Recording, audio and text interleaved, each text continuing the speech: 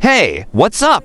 BeBackGaming community. Welcome back to the channel. Today we're diving into Cities, Skylines 2, the highly anticipated sequel to one of the best city building games ever made, released in October 2023 by Colossal Order and Paradox Interactive. This game promised to take urban planning to the next level, but after a rocky launch and mixed reviews, is it worth your time in 2025? This is a non-sponsored, honest review, so buckle up as we explore the gameplay, performance, modding, and more. Stick around for the full breakdown, and don't forget to hit that like button and subscribe if you enjoy no-nonsense gaming content. Let's get started. Cities. Skylines 2 is a single-player, open-ended city building simulation where you're the mayor of your own metropolis. You control everything zoning, roads, public services, taxes, and even the intricate details of traffic flow and citizen happiness. It's the successor to the 2015 hit Cities, Skylines, which set the bar high by dethroning SimCity as the genre's gold standard. The sequel aims to deliver a deeper simulation, a living economy, and jaw-dropping visuals. But does it live up to the hype?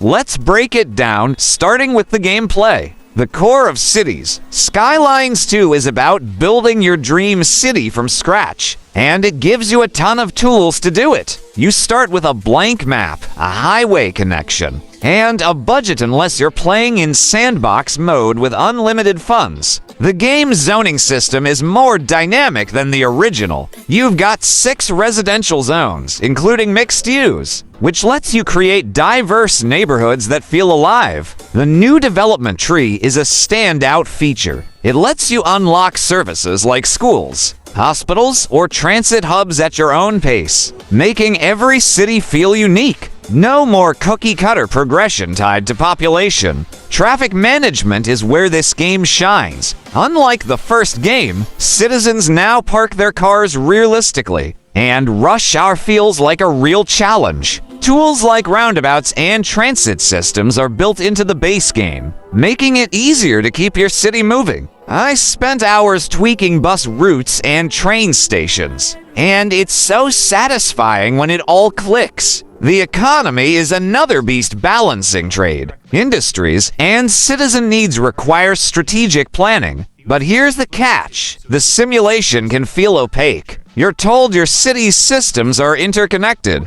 but it's hard to see how things like weather or production chains impact your city in real time. Some players, like YouTuber Biffa, have pointed out that the game doesn't always show you the why behind its mechanics, which can be frustrating for detail-oriented mayors. Still, when you're in the zone, building a thriving metropolis, it's hard to put this game down. Let's talk visuals. Cities. Skylines 2 is stunning when it works. Buildings are detailed down to the brick, and you can practically peek into apartment windows. Kinda creepy, but cool. The high-res graphics and dynamic weather make your city feel alive, whether it's a sunny day or a rainy night. But here's the elephant in the room: performance. At launch in 2023, this game was a mess. Even on high-end PCs, frame rates dipped to 20 FPS on high settings, and some players reported no improvement even with graphics turned to low. Colossal Order admitted they missed their performance targets, and while patches in 2024 and 2025 have improved things, it's still not perfect. On my rig, a Ryzen 7 with an RTX 3070 I get decent performance at medium settings, but once my city hit 50,000 citizens, things started to stutter, especially when terraforming or zooming in. If you're playing on a lower-end system,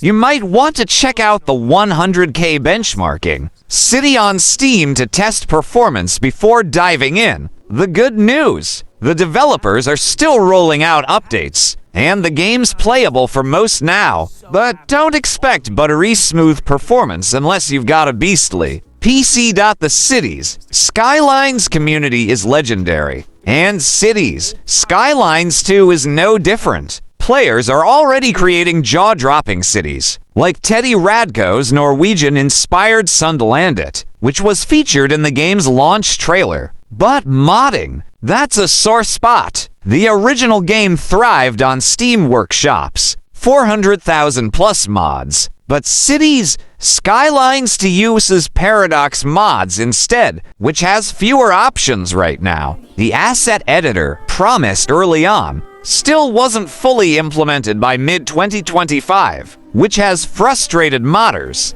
That said, the community is active on platforms like Discord and Reddit, sharing builds, tips, and save files. Channels like City Planner Plays, Infrastructurist, and $2.20 are great for learning mechanics or getting inspired. The game's modding potential is huge, but it's not quite there yet. If you're a mod-heavy player, you might want to stick with the original cities, Skylines for now, which still has a thriving modding scene. Let's break down the pros and cons. Pros: deep simulation. The traffic, economy, and citizen AI are more realistic than ever. Flexible progression. The development tree lets you build your city your way. Stunning visuals. When it runs well, the game looks incredible. Community support. Active players and creators keep the game fresh. Cons: performance issues. Even in 2025, optimization isn't perfect, especially for large cities. Limited modding. Paradox Mods lags behind Steam Workshop,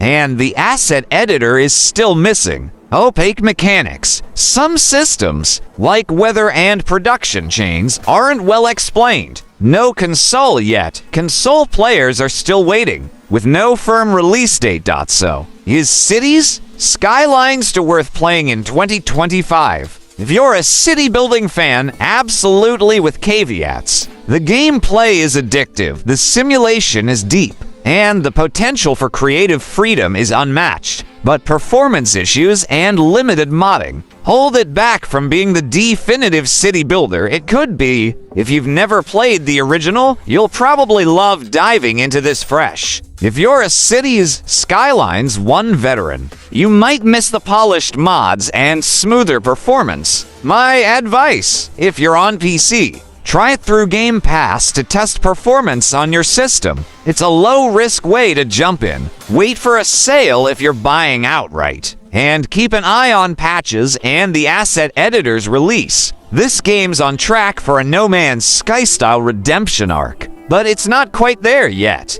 That's our deep dive into Cities Skylines 2. What do you think? Have you played it yet, or are you waiting for more updates? Drop your thoughts in the comments below, and let's get the discussion going. If you enjoyed this review, give us a thumbs up, subscribe to BeBackGaming, and hit the bell for more in-depth gaming content. Check out our other reviews, like our Cities Skylines 1 mod guide, linked in the description. Thanks for watching, and we'll be back with more gaming goodness soon. See ya!